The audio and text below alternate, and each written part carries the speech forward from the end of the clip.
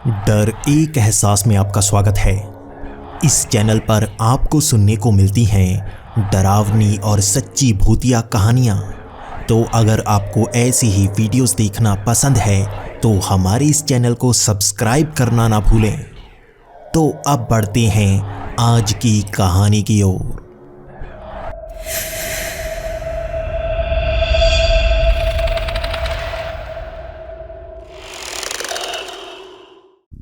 Hello दोस्तों, मेरा नाम रॉजर होम्स है और मैं वॉशिंगटन डीसी में रहता हूँ। मेरी उम्र 75 साल है और मैं अब भी बहुत ही अच्छी तरह से जी रहा हूँ। लेकिन मेरे मन में अब भी बहुत बुरे बुरे ख्याल आते हैं, बुरे बुरे सपने आते हैं और कुछ ऐसा डर मुझे सताता ही रहता है जिसको मैं कभी दूर नहीं कर पाऊँगा। यकीन कीजिए, भूत प्रेत और ऐसी शैतानी शक्तियों से ज़्यादा और भी डरावनी चीज़ें हैं जो आपको अंदर तक डरा सकती हैं। अभी तो आपको इसका यकीन नहीं हो रहा होगा, लेकिन अब मैं आपको अपनी कहानी बताने वाला हूँ जिसके बाद आपको भी मुझ पर यकीन हो जाएगा। हमें भूत प्रेत से ज़्यादा डरना नहीं चाहिए और ना ही अंधेरे से डरना चाहिए। यकीन कीजिए, इससे भी ज़्यादा डरावनी चीज़ एक है जिससे हम अंदर तक डर सकते हैं। ये बात 50 साल पुरानी है। तब मैं नासा के साथ काम कर रहा था। मैं यूनाइटेड स्टेट्स मिलिट्री की सीक्रेट सर्विस में भी काम कर रहा था और मुझे एक मिशन मिला था जिसके लिए मुझे नासा के साथ काम करना था। मुझे ये मिशन दिया गया था कि मैं अमेरिका को आगे तक लेकर जाऊं। हम एक ऐसे मिशन पर काम कर रहे थे जिसमें हमें इंसानों को चांद तक पहुंचाना था, पहला मैन्ड मून मिशन। और मैं भी इसके लिए नासा के साथ काम कर रहा था। यहाँ पर बहुत बड़ी प्रयोगशाला थी जिसके बारे में आम जनता को नहीं बताया जाता था। वहाँ पर नए नए फ्यूल के एक्सपेरिमेंट हो रहे थे। वहाँ अजीब अजीब तकनीक को अपनाया जा रहा था। इसी के साथ नीचे सीक्रेट बेस बने थे जिसमें और भी बहुत कुछ चल रहा था। मुझे यहीं पर रखा गया था और मैं बाहर लगभग 3 साल बाद निकलने वाला था। हमें ये पहले ही बता दिया गया था। जो एस्ट्रोनॉट चांद पर पहुंचते वो भी यहाँ पर बंद किए गए थे। इसी के साथ यहाँ पर हर कोई जो काम कर रहा था उसे भी बंद किया गया था। हमें बताया गया था कि सोवियत यूनियन सबसे पहला देश बन गया है जो स्पेस में पहुंच गया है। हमें उससे भी आगे निकलकर चांद तक पहुंचना है। लेकिन यहाँ पर बहुत सारी खुफिया चीज़ें थी जिसके बारे में मुझे तक नहीं पता था। मैं तो हमेशा से माना करता था कि चांद पर कोई ना कोई एलियंस ज़रूर रहते हैं। मैं बचपन से माना करता था कि दूसरे ग्रहों पर भी एलियंस रहते हैं और मैं सोचा करता कि कभी ना कभी हम उनसे मिल ज़रूर पाएंगे। मुझे पता था सरकार इसके बारे में सब कुछ छिपाएगी, लेकिन मैं बहुत ही तगड़ा हैकर भी था।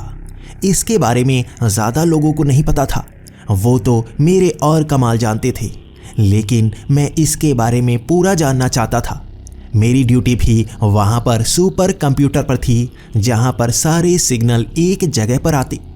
मुझ पर ज़्यादा कोई ध्यान नहीं रख रहा था, इसलिए मेरे पास ज़्यादा खबरें आ रही थी। यहाँ पर ज़्यादातर लोग एक दूसरे से कोई बात नहीं शेयर कर पाते थे। यहाँ पर कमरे भी अलग अलग बने हुए थे। हमें अपना काम करना पड़ता और उसके बाद सीधा कमरे में पहुँच जाते। यहाँ पर एस्ट्रोनॉट को भी कई तरह की ट्रेनिंग दी जा रही थी। मैं भी उस कमरे में आईने के आर पार देखता। उन्हें बहुत ही कठिन परिश्रम करना पड़ रहा था। वहाँ पर ग्रेविटी को 8 गुना तक बढ़ाया जाता और उन्हें बेहोश नहीं होना होता। हर रोज़ यही होता। उनके साथ जैसे टॉर्चर हो रहा था, लेकिन वो ताकतवर बनते जा रहे थे। हमें स्पेस में पहुँचना बहुत ज़्यादा मुश्किल होता है।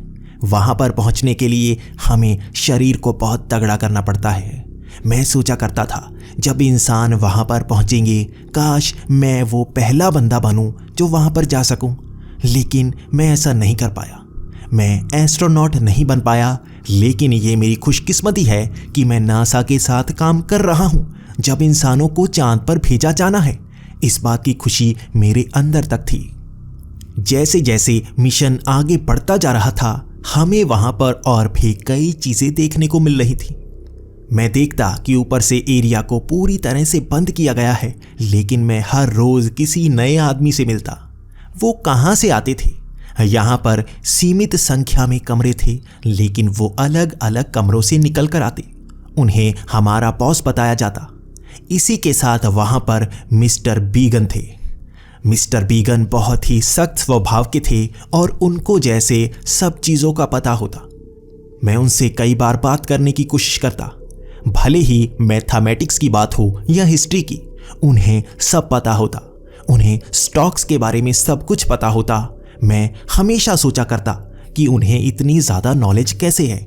इसी के साथ वो अजीब अजीब हरकतें भी करते। मैंने उन्हें कभी खाते या पीते हुए नहीं देखा।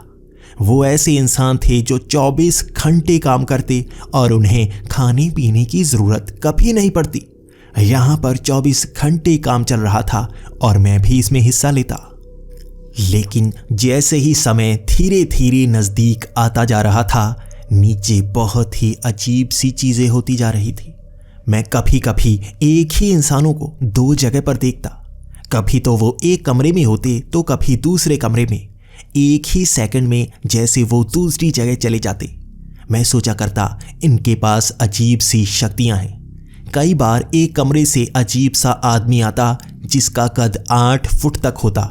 उसकी आंखें पूरी तरह से पीली होती, जैसे कोई बिल्ली हो। बिल्ली जैसी लंबी लंबी आंखें थी उसकी। अंदर से चमकती हुई रोशनी नजर आती।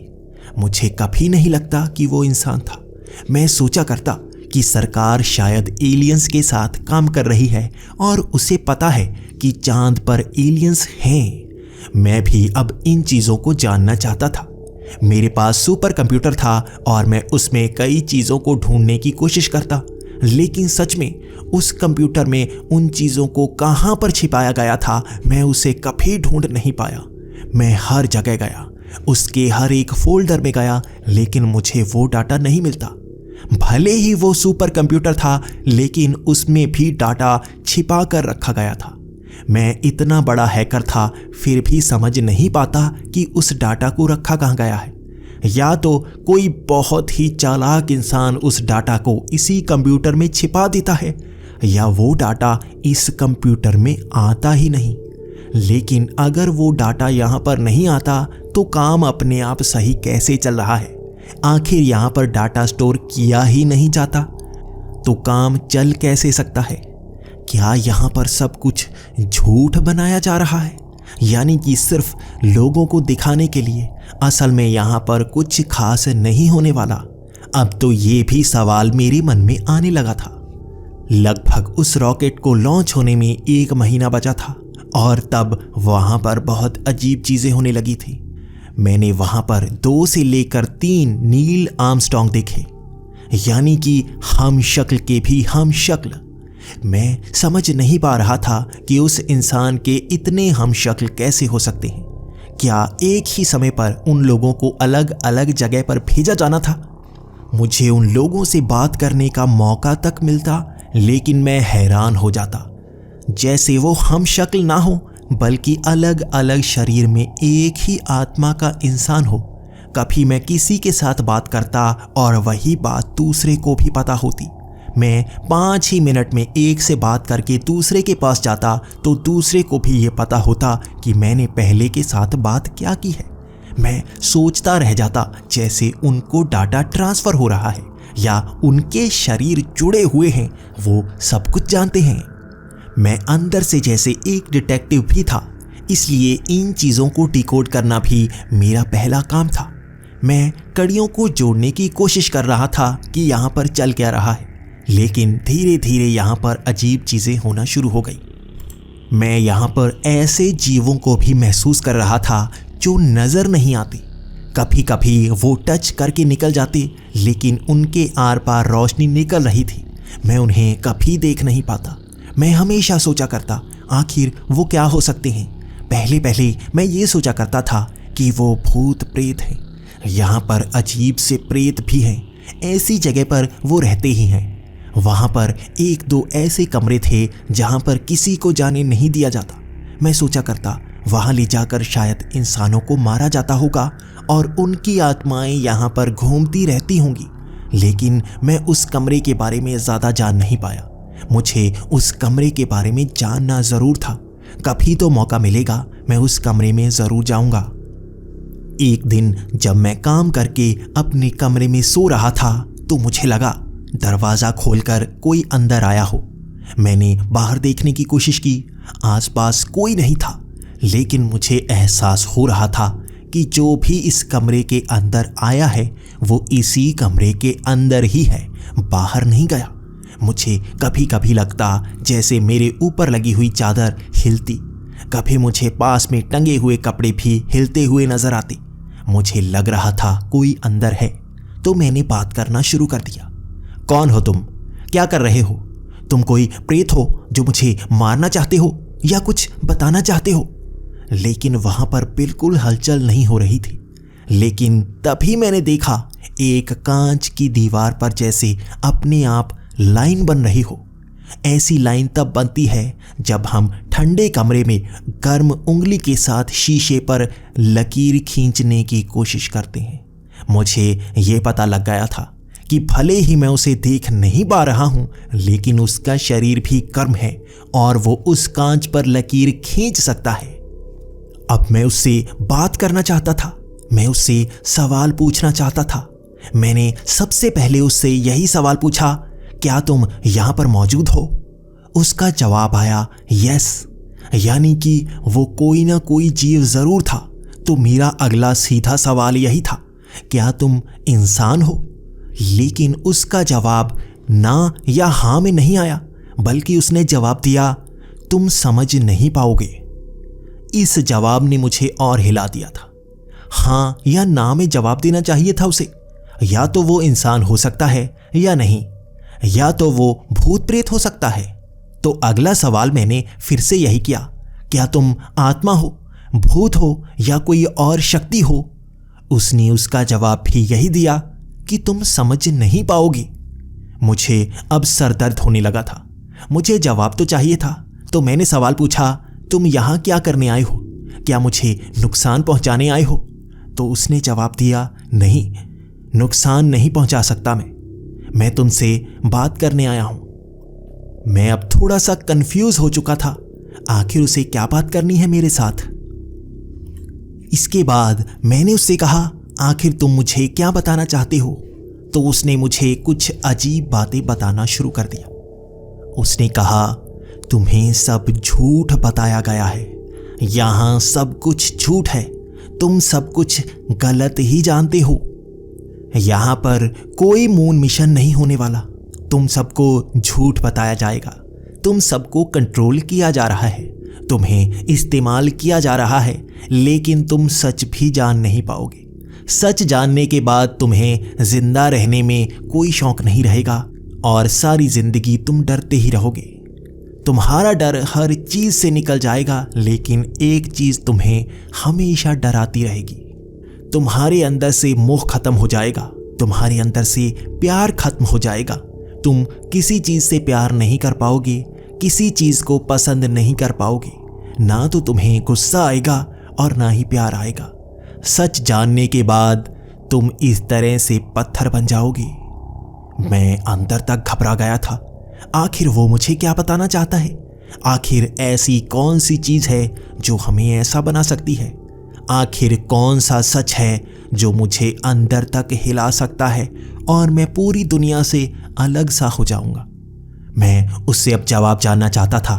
मैंने उससे सवाल किया, मुझे सब कुछ बता दो, ये मुझ पर होगा, मैं उसे सच मानूंगा या नहीं। लेकिन उसके बाद फिर से वो कमरा खुला, जैसे कुछ लोग कमरे के अंदर आए हों, लेकिन मुझे वो नजर नहीं आ रहे थे। मुझे ऐसा महसूस हुआ जैसे अंदर धक्का मुक्की चल रही हो, लेकिन उसके बाद वो कमरे का दरवाज़ा बंद हो गया।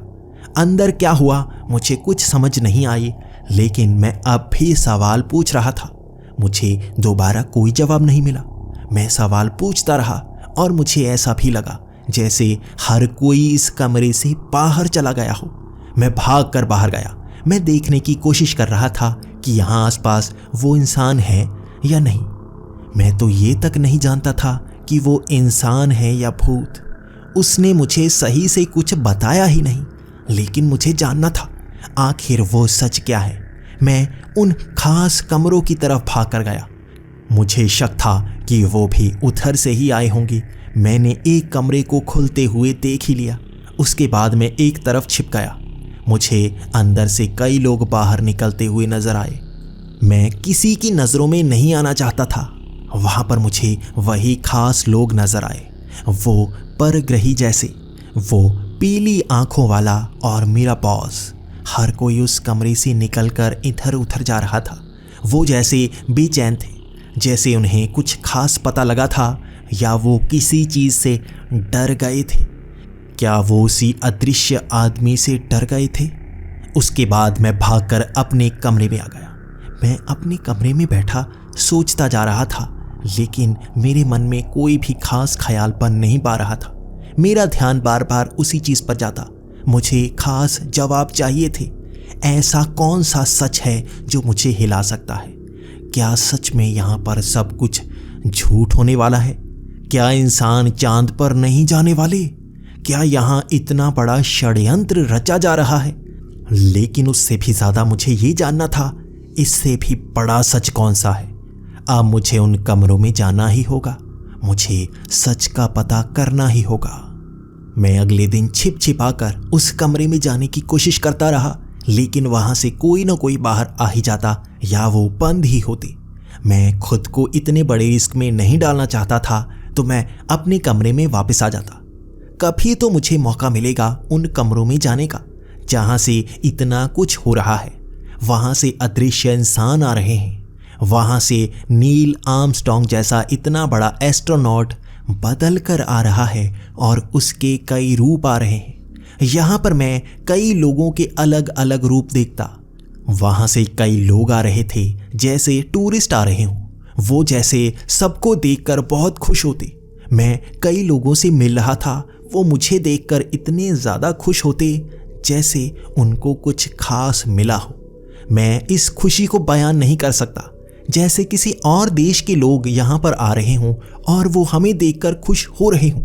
मैं इस तरह से बयां कर सकता हूँ कि जैसे हम जू में जाते हैं, किसी बच्चे को जू में लेकर जाते हैं और वो जानवरों को देखता है। जिंदगी में पहली बार जब वो जानवरों को देखता है तो वो बच्चा कितना खुश होता है।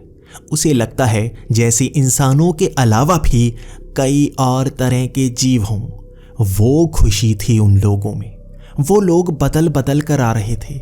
मैं भी किसी पुराने वाले को दोबारा मिल नहीं पाता, जैसे वो एक बार मिलकर उसी कमरे में चले जाते। क्या वो कमरा किसी और जगह जा रहा था या उस कमरे में कोई रास्ता था बाहर निकलने का और बाहर से टूरिस्ट अंदर बुलाए जा रहे थे? शायद सरकार पैसा कमाने के लिए ऐसा कर रही हो। शायद बड़े बड़े बिजनेसमैन यहाँ नीचे आकर हमसे मिलकर जाते हों। लेकिन इतने समय में बहुत ज़्यादा लोग आ चुके थे। क्या बाहर सच में इतना ज़्यादा हाइप बन चुका है? मुझे इन सवालों के जवाब चाहिए थे। लंबे समय तक मुझे इन सवालों के जवाब नहीं मिले और यहाँ पर लॉन्च का टाइम आ गया था।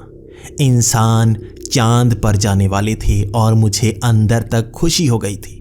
लेकिन उस अदृश्य इंसान ने मुझे डराया हुआ था। मुझे उसके जवाब भी चाहिए थे, लेकिन इस खुशी ने जैसे हर डर को गायब कर दिया। वो लॉन्च हुआ, इंसान चांद पर गए। वहाँ पर आम जनता को इस फुटेज को नहीं दिखाया गया। वहाँ जाने की फुटेज दिखाई गई और वहाँ पर पैर रखने की और भी बहुत सारी फुटेज किसी को नहीं दिखाई गई थी।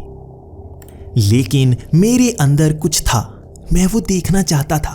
उसे रिकॉर्ड किया जा रहा था। सच में वहाँ कैमरे लगाए गए थे और उसकी रिकॉर्डिंग सुपर कंप्यूटर में आ रही थी। मैं कोई गलत काम नहीं करना चाहता था, लेकिन मैं अंदर से देखना चाहता था चांद कैसा है। बाद में तो सबको वो फुटेज दिखाई जाएगी, सच में दिखाई जाएगी, लेकिन मैं पहले ही देखना चाहता था। मैं हर एक कदम देखना चाहता था। मैंने उस सुपर कंप्यूटर को हैक कर ही लिया। मैं एक छोटे से कंप्यूटर को साइड में रखकर उससे देखने की कोशिश कर रहा था कि वहाँ पर क्या नज़र आ रहा है। मैं इंसानी कदम को लाइव देखना चाहता था। मैंने देखा हमारा रॉकेट ऑर्बिट के बाहर पहुंच गया था। मुझे खुशी हो रही थी। सामने चांद नजर आ रहा था। धीरे धीरे जैसे ही रॉकेट चांद की तरफ बढ़ता जा रहा था, वहां अजीब सी चीजें होना शुरू हो गई। मुझे दूर दूर तक नंबर से नजर आ रहे थे। ऐसा लग रहा था जैसे आकाश नंबरों से भर गया हो। ये कैसा आकाश है? दूर जो तारे नजर आ रहे थे वो ऐसा लग रहा था जैसे कुछ और ही हों। वहाँ उन तारों में भी मुझे नंबर नजर आ रहे थे। वहाँ पर सब कुछ नीले रंग का होना शुरू हो गया। वहाँ चांद के जैसे जैसे करीब वो रॉकेट जा रहा था, वो चांद भी असल में चांद नहीं कुछ और ही बनता जा रहा था। मैंने देखा कि रॉकेट जैसे उस बड़ी सी लेयर को पार कर गया हो। ऐसा लगा जैसे बड़ा पर्दा लगाया गया हो जिसमें फिल्म दिखाई जा रही हो।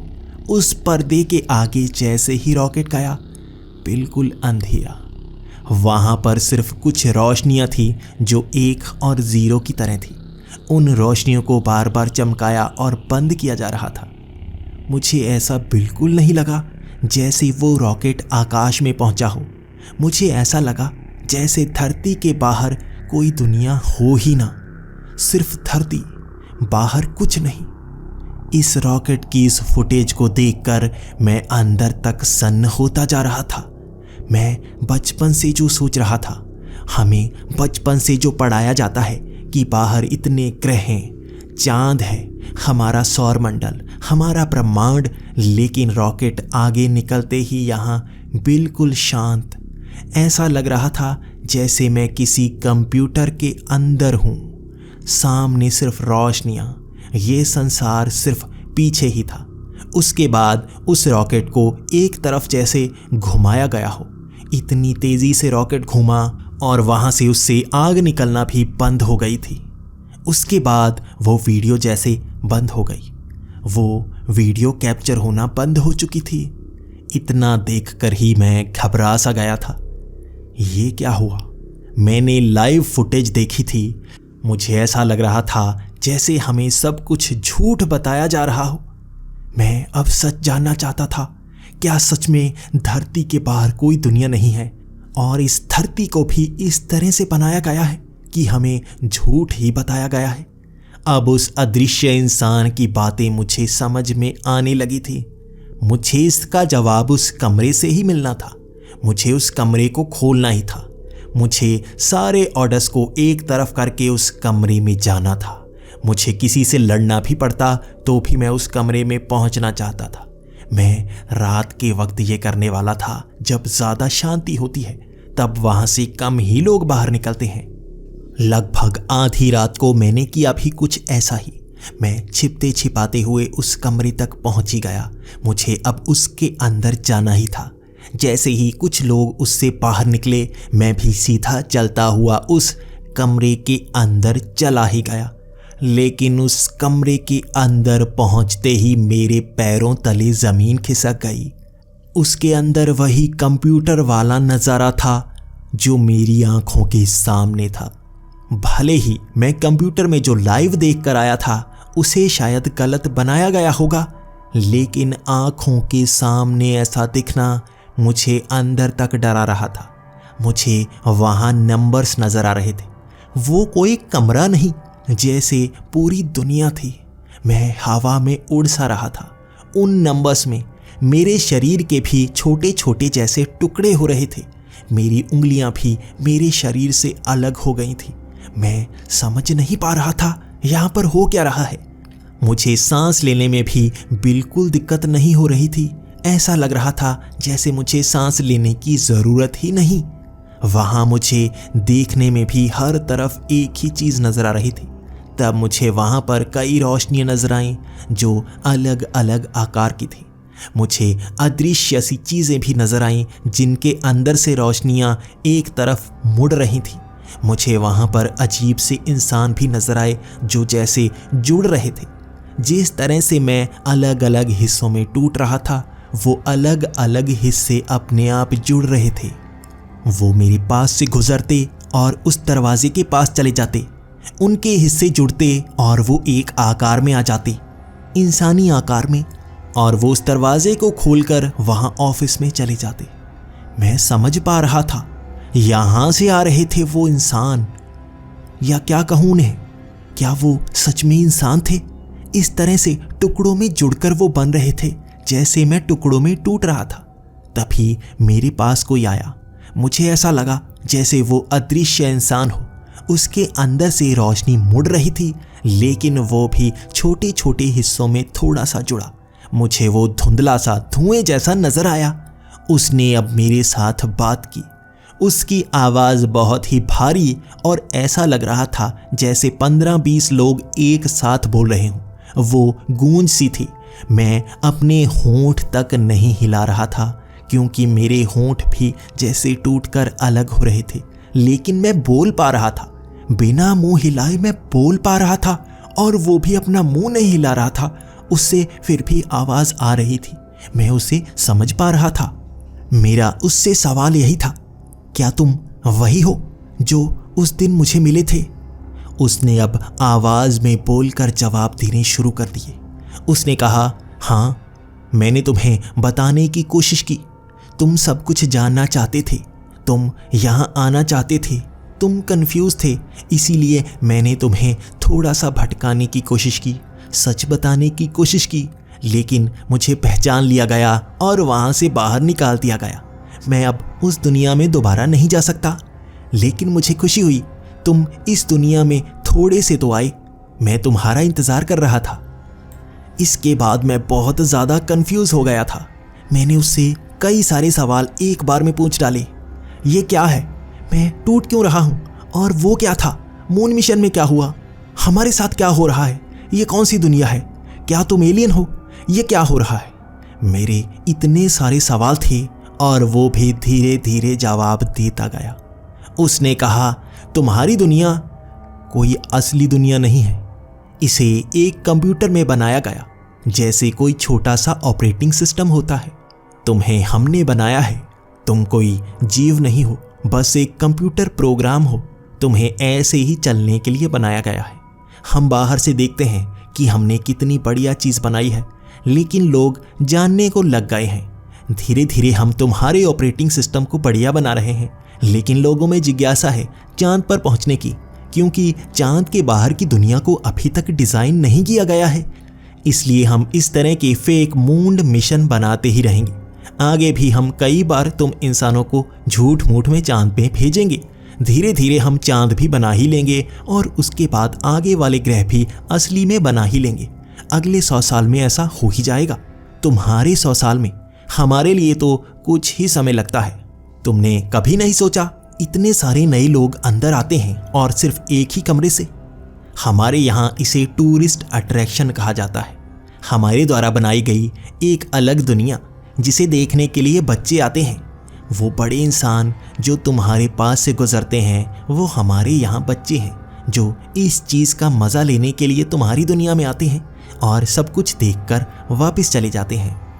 मैंने तुमसे कहा था, मैं सच बताऊंगा तो तुम्हारे लिए सारी दुनिया बदल जाएगी। तुम्हारा डर खत्म हो जाएगा। तुम भूत प्रेत से नहीं डरोगे क्योंकि तुम सच जान गए हो। तुम्हारी दुनिया बस एक कंप्यूटर एप्लीकेशन है जिसमें तुम हमारे द्वारा बताए ऑर्डर्स फॉलो करते हो। तुम्हारी सारी दुनिया यही करती है।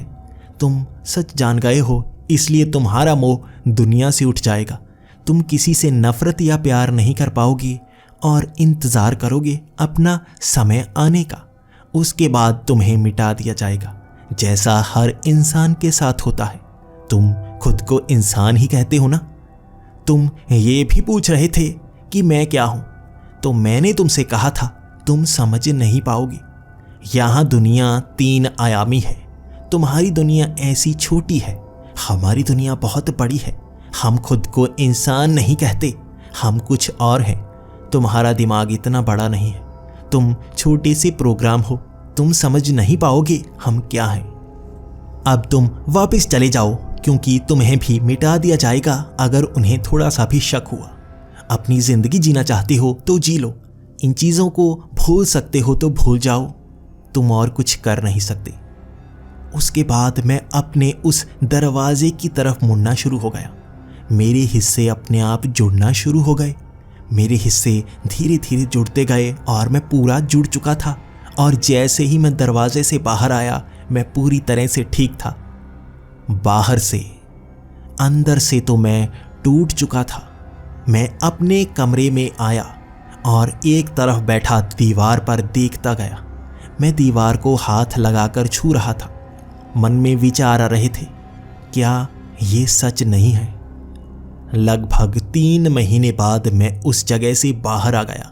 मैं इतने समय बाद बाहर की दुनिया देख रहा था।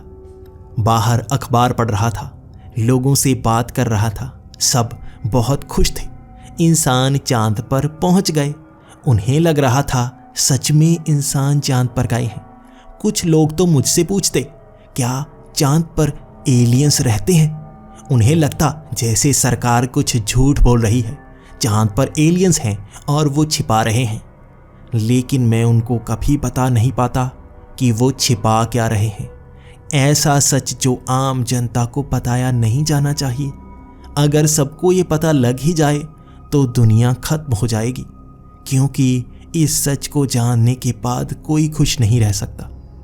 लगभग 50 साल बीत चुके हैं इस घटना को हुए और मैं अब तक अपनी जिंदगी काट रहा हूं। मैंने अपना परिवार नहीं बनाया। मुझे किसी चीज से प्यार रहा ही नहीं। मैं बस खोजता रहा कि मैं इससे बाहर कैसे जा सकता हूं। असली दुनिया में, क्या मैं असली दुनिया में जा सकता हूं? हमारा ये ऑपरेटिंग सिस्टम मेरे किसी काम का नहीं। और मुझे नहीं पता आप मेरी बात पर यकीन करोगे या नहीं, लेकिन अगर आप इस बात पर यकीन कर गए तो आप भूत प्रेत या शैतान किसी चीज़ से डर नहीं पाओगे, क्योंकि कुछ इससे भी बड़ा है जो हमें अंदर तक डरा देता है। वो है हमारे वजूद का ना होना। हमारा कोई वजूद नहीं, हम बस एक छोटे से प्रोग्राम हैं